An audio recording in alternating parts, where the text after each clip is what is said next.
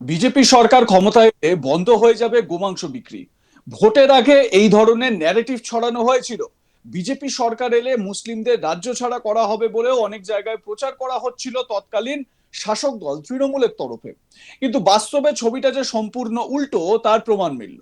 এক বিজেপি নেতা তার এলাকায় গিয়ে গোমাংস বিক্রেতাদের আশ্বাস দিলেন, ব্যবস্থা বন্ধ করতে হবে না বা দোকানপাট বন্ধ করতে হবে না, কিন্তু খোলা জায়গায় গোমাংস বিক্রি না করে পর্দার আড়ালে রাখুন।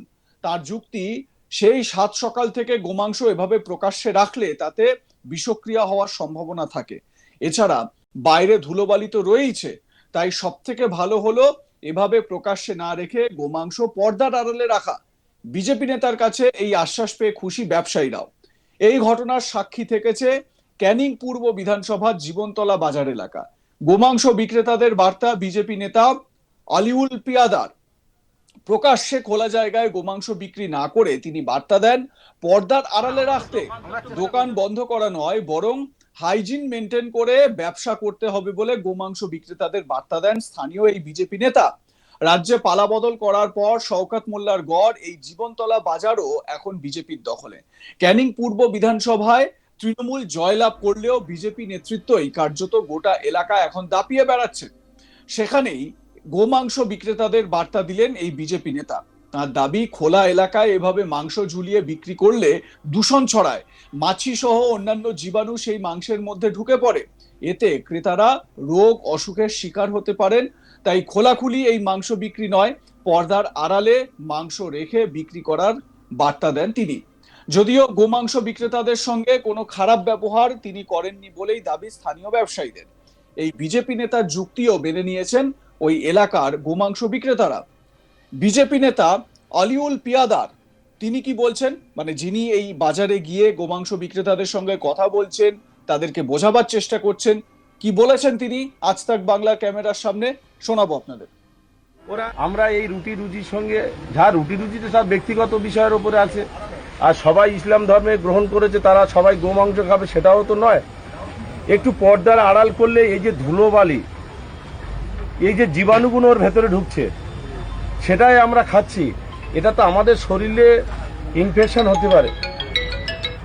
তারপরে এই যে মাংসটা কখন কাটা হচ্ছে আর কতটা সময় ধরে ঝুলিয়ে রেখে এইভাবে খাওয়া হচ্ছে, সেটাও একটা ডাক্তারি ফর্মুলাতে। এটা যদি ফ্রিজ বা ভেতরে যদি থাকে, তাতে করে কীটনাশক এর মধ্যে প্রবেশ করতে পারে না, জীবাণু প্রবেশ করতে পারে না। এই বিষয়টা পর্দার আড়ালে, এবং যাতে করে এটা ফ্রিজের মধ্যে যদি থাকে, ওই যে তাপটা নেয়, তাতে করে জীবাণু প্রবেশ করতে পারে না। আমরা ইতিমধ্যে জানি যে ফ্রিজে যদি রাখি সেটা কিছুদিন খাওয়া যায়, কিছুদিন রাখাও যায়। আমরা এই রুটি রুজির সঙ্গে, যা রুটি রুজিতে সব ব্যক্তিগত বিষয়ের উপরে আছে, আর সবাই ইসলাম ধর্মে গ্রহণ করেছে, তারা সবাই গোমাংস খাবে সেটাও তো নয়।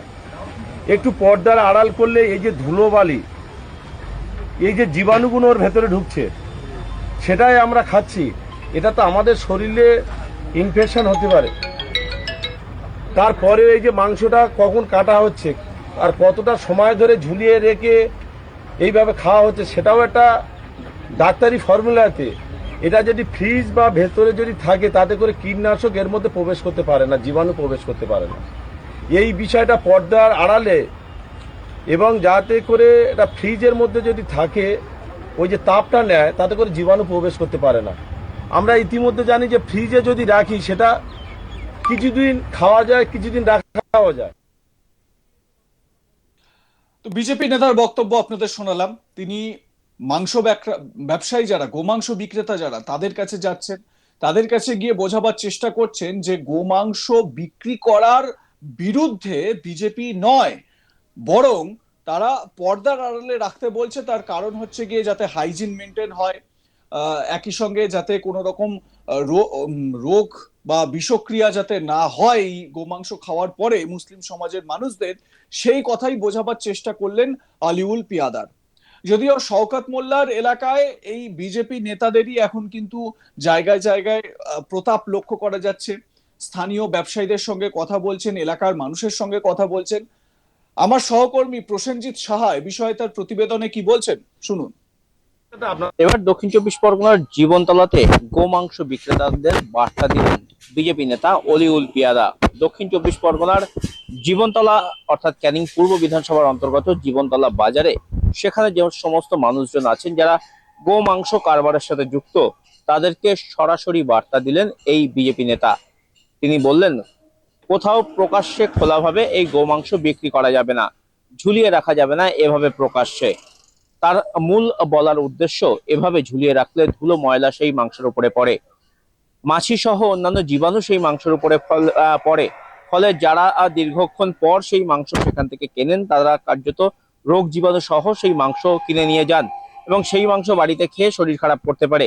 আর তাই খোলা জায়গায় কোনোভাবেই গোমাংস বিক্রি করা যাবে না বা এইভাবে খোলা জায়গায় প্রকাশ্যে ঝুলিয়ে রাখা যাবে না। তার জন্য কোনো রকম হাইজিন মেনটেন যাতে করে ব্যবসায়ীরা এই ব্যবসা করেন, সেই বার্তা দিয়েছেন এই বিজেপি নেতা। তার বার্তার মধ্যে কোথাও কোনোভাবে গোমাংস বন্ধ করে দেওয়ার বার্তা কিন্তু নেই। বিজেপি নেতার এই উদ্যোগ বা এই বক্তব্যে খুশি গোমাংস বিক্রেতারা।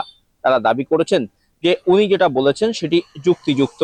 আগামী দিনে যখন তাদের নতুন দোকান, স্থায়ী দোকান তৈরি হবে, তখন তারা সেই নির্দেশিকা মেনে হাইজিন মেনটেন করে তবে গোমাংস বিক্রি করবেন, সেই প্রতিশ্রুতিও দিয়েছেন জীবনতলা বাজার এলাকার এই গোমাংস বিক্রেতারা। বিজেপি নেতার এই উদ্যোগে এবং বক্তব্যে যথেষ্ট খুশি তারা। কোথাও কারো উপরে নির্যাতন নয়, কোথাও কারো দোকান বন্ধ করা নয়, শুধুমাত্র যাতে সঠিক উপায়ে সঠিকভাবে হাইজিন মেনটেন করে, অর্থাৎ সাধারণ মানুষ যারা এই গোমাংস কিনবেন তারা যাতে সুস্থ থাকেন, সেই কারণেই কার্যত বিজেপি নেতার তরফ থেকে এই উদ্যোগ নেওয়া হয়েছে বলে বলা হয়েছে। অলিউল পিয়াদা তিনি দলীয় কর্মী সমর্থকদেরকে নিয়ে তিনি জীবনতলা বাজারে যান এবং সেখানে যে সমস্ত মানুষজন গোমাংস বিক্রি করেন দীর্ঘদিন ধরে, তাদেরকে তিনি তাদের কাছে যান তিনি এবং সেখানে গিয়ে তাদেরকে এই বার্তা দেন এই বিজেপি নেতা। তার বক্তব্য, কারো পেটে লাথি মারা নয়, কারো ব্যবসা বন্ধ করার পক্ষপাতী বিজেপি নয়।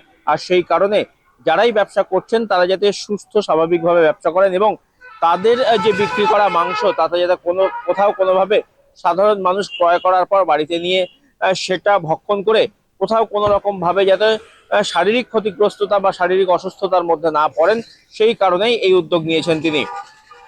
পাশাপাশি এই অলিউল পিয়াদা তিনি দাবি করেছেন, শুধু জীবনতলা বা ক্যানিং পূর্ব বিধানসভা এলাকায় নয়, আশপাশের এলাকাতেও এই বার্তা বিজেপির তরফ থেকে দেওয়া হবে, সেটাও অলিউল পিয়াদা তিনি কিন্তু এটা দাবি করেছেন এবং জানিয়ে দিয়েছেন। সব মিলিয়ে গোটা ঘটনাকে কেন্দ্র করে এলাকার সাধারণ মানুষের কাছে বিজেপি নেতৃত্বের এই যে উদ্যোগ, সেটা যথেষ্ট সাধুবাদ কুড়িয়েছে।